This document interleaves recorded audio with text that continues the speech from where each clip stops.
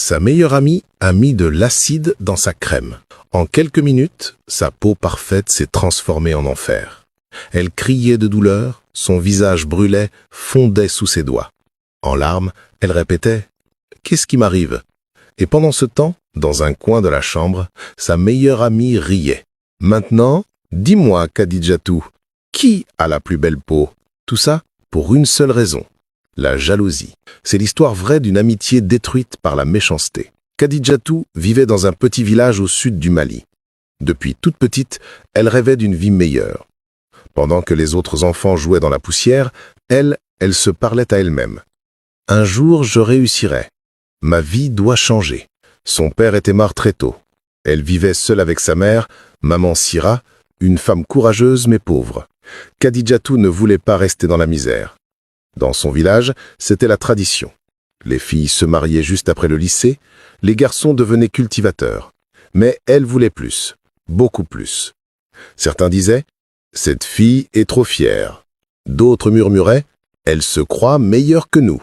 Mais en réalité, ils étaient juste jaloux, parce que Khadijatou n'avait pas seulement un beau visage, elle avait une peau incroyable.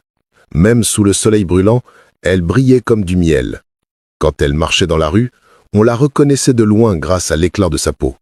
Les femmes du village faisaient des mélanges d'huile, de savon et d'herbes, mais aucune n'obtenait ce résultat. Elle venait lui demander « Khadijatou, quel est ton secret ?» Elle riait doucement. « Rien de spécial, juste du beurre de karité et un peu d'aloe vera. » Elles essayaient, mais rien ne marchait. Alors, elles l'ont traitée de menteuse. « Elle cache son vrai produit, c'est une hypocrite. » Peu à peu, tout le monde s'est éloigné d'elle. Aucune amie, aucune confidence. Quand elle s'approchait pour jouer, on criait « Va-t'en, Khadijatou, la prétentieuse !» Elle a fini par s'y habituer. Les seuls qui la respectaient étaient les vieux du village qui admiraient sa discipline. Et puis, un jour, la nouvelle a éclaté. Khadijatou avait obtenu une bourse pour une grande université de Bamako. Tout le monde était sous le choc. Certains ont dit « Elle a dû faire des choses pour avoir ça !» Mais sa mère était fière, les larmes aux yeux. « Ma fille, tu vois, Dieu t'a élevée malgré leur haine.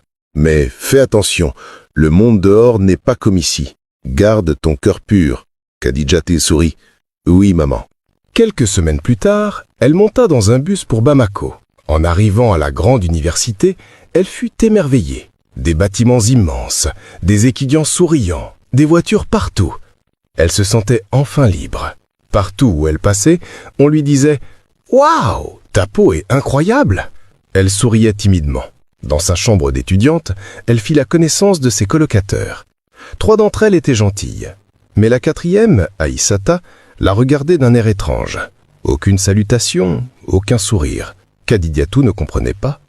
Le lendemain, en classe, une fille s'approcha d'elle. « Salut, tu es si belle, ta peau brille comme du miel. Tu utilises quoi ?» Khadijatou leva les yeux. C'était Aïssata, la fille froide de la veille. « Ah, c'est toi !» dit-elle, surprise. Aïssata rit. « Désolé pour hier, j'étais fatiguée. On est dans la même filière, non ? Autant être amis. » Khadijatou accepta avec prudence. Elle ne savait pas que cette rencontre allait détruire sa vie. Au début, Aïssata semblait adorable. Elle souriait tout le temps, parlait de beauté, de mode, de crème. Elle répétait « Toi et moi, on a la même peau. Regarde, on brille pareil ?» Khadijatou riait timidement. C'était la première fois qu'une fille voulait être son amie. Alors elle s'est ouverte.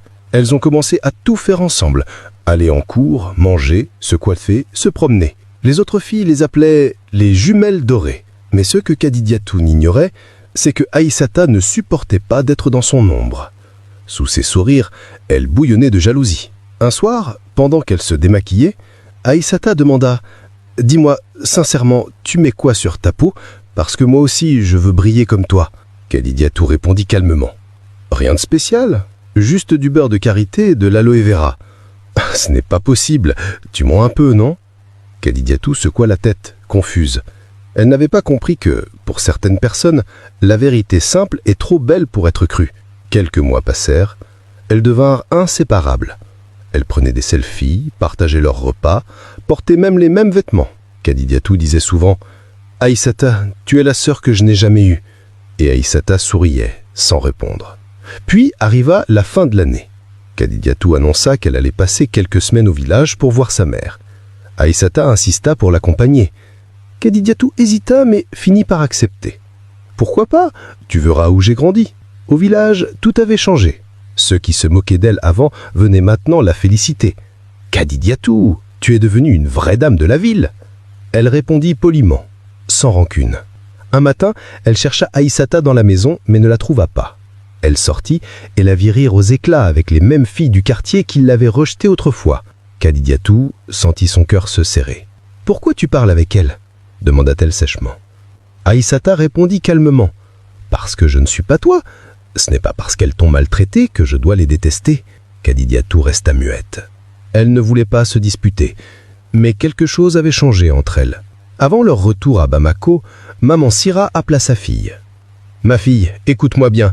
Ton amie Aïssata, je ne la sens pas. Son regard ne me plaît pas. Non, maman, elle est gentille. C'est la meilleure amie que j'ai jamais eue. Justement, sois prudente.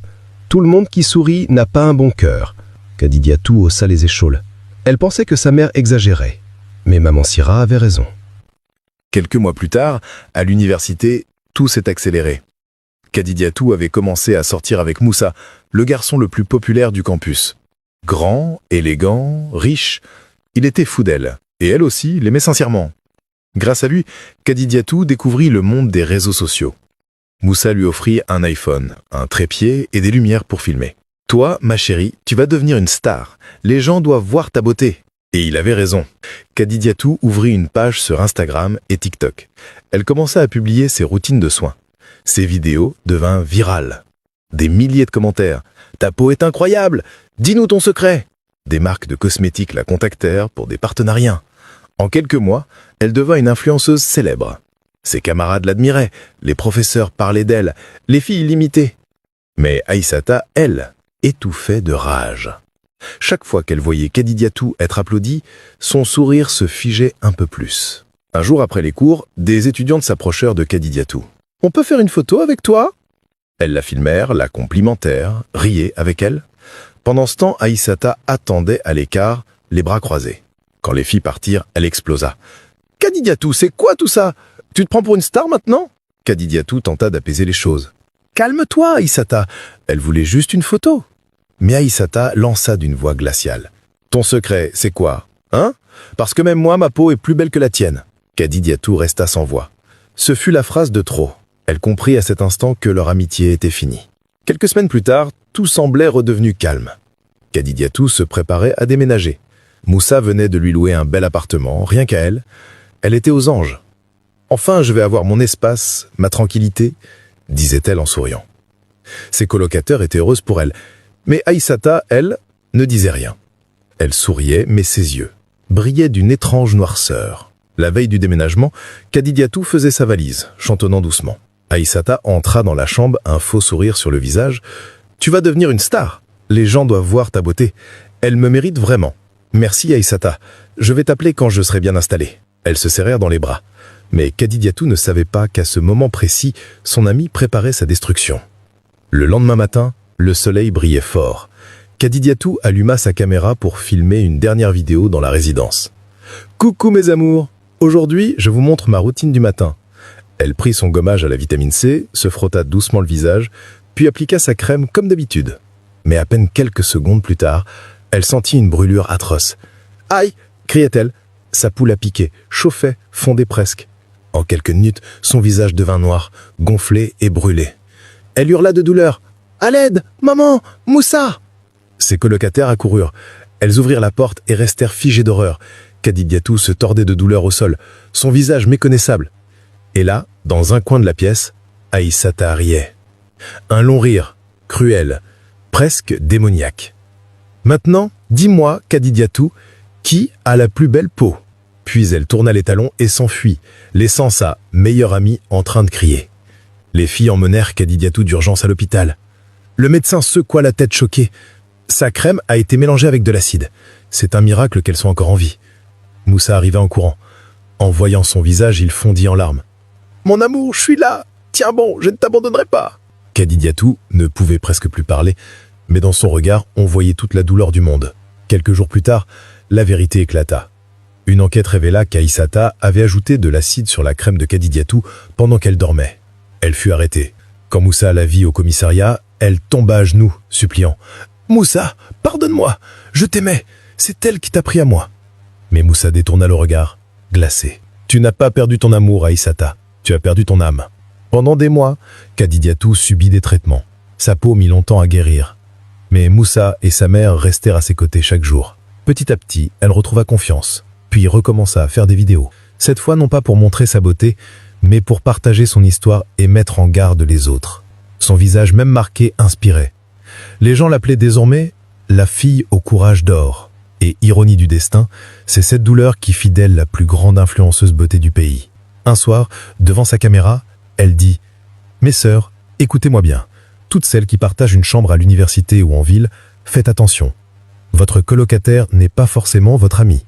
Certaines sourient pendant qu'elles creusent votre tombe. » Elle inspira profondément avant de conclure. « N'aviez jamais les autres et ne partagez jamais tout avec quelqu'un que vous ne connaissez à peine. » Elle sourit et dit « Et surtout, priez toujours, parce que même dans l'amitié, le diable peut se cacher derrière un visage gentil. Et toi, as-tu déjà connu une trahison pareille ? Raconte ton expérience dans les commentaires. Abonne-toi si tu veux d'autres histoires vraies comme celle de Kadidiatou. Et surtout, reste prudent. Tout ce qui brille n'est pas toujours pur. Sinon like et mets un cœur en commentaire.